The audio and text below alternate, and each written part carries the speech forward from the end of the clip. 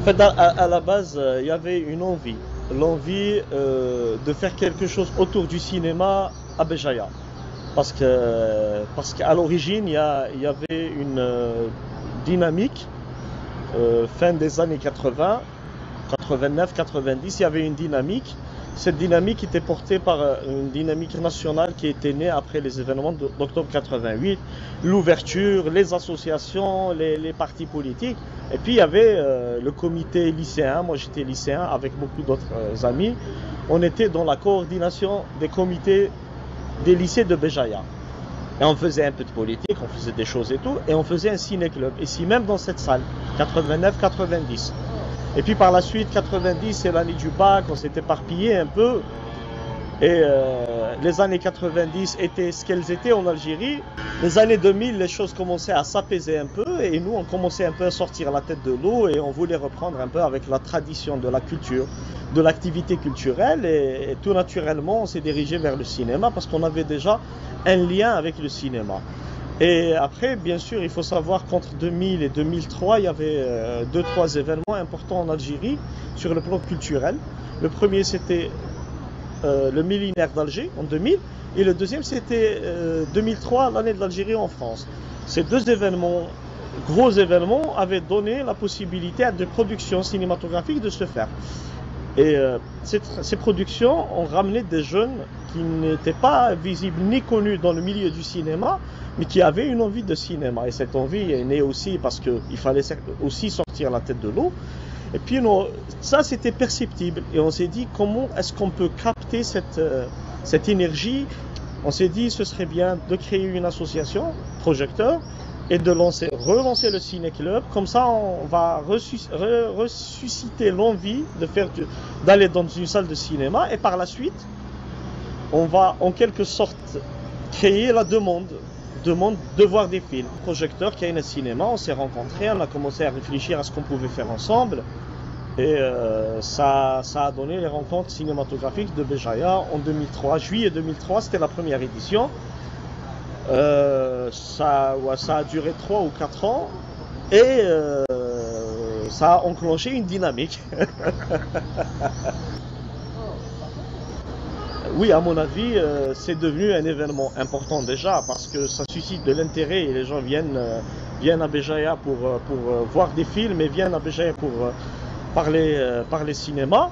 Et puis, je pense que c'est une petite association comme la nôtre, petite de par les moyens aussi, c'est une association locale, existe et continue à faire des éditions l'une derrière l'autre, c'est déjà un premier bilan positif.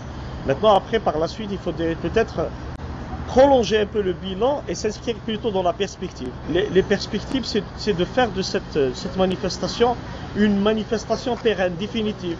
Parce que les gens, quand ils entendent 10 ans, ils disent ça y est, c'est bon. Non, mais c'est pas le cas. Parce qu'il faut juste savoir que là, on termine la deuxième édition et dans quelques jours, quelques semaines, on va préparer la 11e et c'est pas gagné. C'est pas parce qu'on a 10 ans que les portes s'ouvrent, les moyens sont là. Il faut batailler.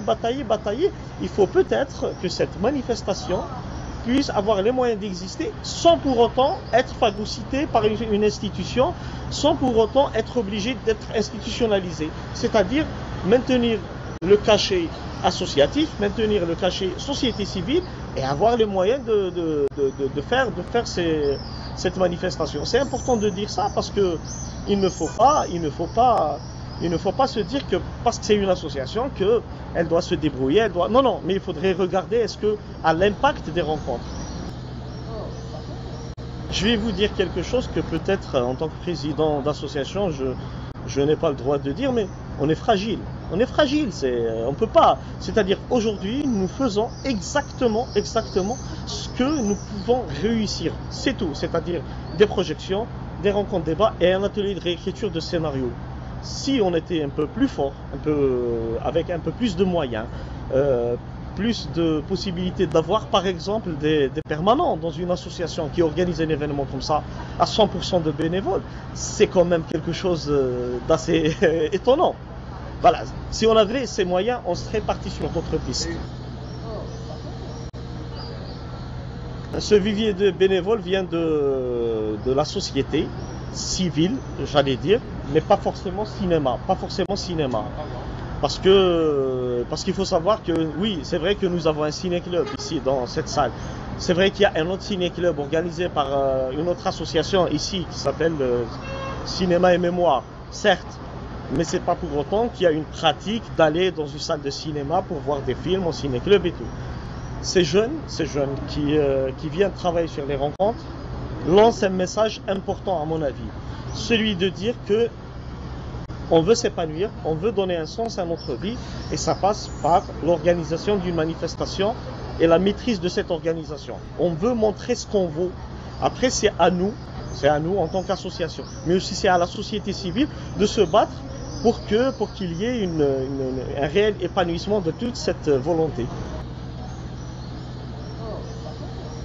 Je considère qu'il faut commencer déjà par cerner les contours de ce qu'on veut faire. Parce qu'aujourd'hui, chaque année pratiquement, pendant les rencontres, il y a des jeunes qui viennent d'autres villes et qui nous disent « Au retour dans ma vie, je vais faire la même chose ». Mais la même chose après 10 ans, pas la première année. La première année, il faut faire les choses à un niveau qu'on peut maîtriser. Quand on essaye d'organiser quelque chose et on échoue, psychologiquement c'est très difficile. Pourquoi c'est très difficile? Parce qu'on le fait en tant que bénévole. Voilà, c'est plus difficile parce qu'on s'engage vraiment, on s'engage presque physiquement. Parce qu'il faut travailler, ça use. Préparer une rencontre, ça use. Physiquement, ça use aussi. Et quand on ne maîtrise pas, quand on n'essaye pas de... En fait, il faut faire la politique de ses moyens. C'est ça. On a commencé par faire 4 jours et on est resté 4 jours, 5 jours pendant longtemps. Et quand on a vu que c'est possible de faire une semaine pleine, on est passé à une semaine pleine. Il faut juste cerner ce qu'on veut faire, il faut savoir ce qu'on veut faire, il faut se concentrer sur ce qu'on veut faire. C'est ça les tuyaux que je pourrais, ou là les conseils. C'est peut-être très générique, mais c'est exactement ce que nous faisons au niveau de notre association. Voilà. Merci à vous. Merci à toi, merci à vous.